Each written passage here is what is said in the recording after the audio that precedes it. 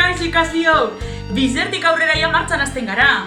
Eta, dekretu berrizen 7. artikulun arabera, akademia guztizek martxan hasi leikez.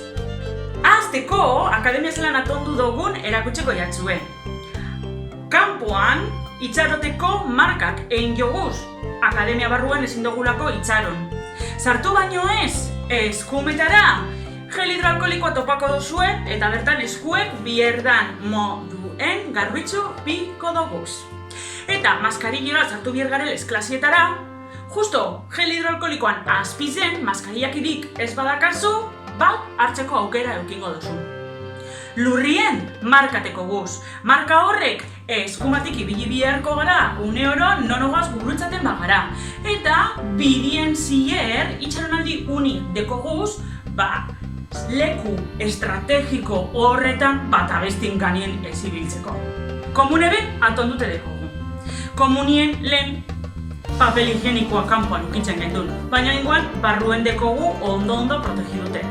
Eskuek ziketzeko ere, zigzag eran ipinitzeteko guzen, eskuek ziketzeko papera. Eta segurtasun osoa eukiteko bebai, komuneko tazie garbitzeko, papel apur betartun, ipini ordekogun dispensadoren azpizen, eta tazi ondo garbitzu al izango dugu alkoholagaz, erabili baino baina. Aita zakarrontzize, hankiegaz iri beti eskue ez erabili. Gelak bebai atondute dikoguz, ikasle eta irakasleen arteko distantzia beharrezkoa mantentzen dugu. Eta ikasleak aldatzen direnean, guk haien aurkize bebai bidertan moduen garbitzuko dugu. Baina flautako klaseak dauka gauzarik garrantzitsuena. Panel transparente bat jarri dugu ikasle eta irakasleen artean, euren artien adurrik ez botateko. Eta hori be garbitzuen gogu bierdan moduen aldaketako dauzarien.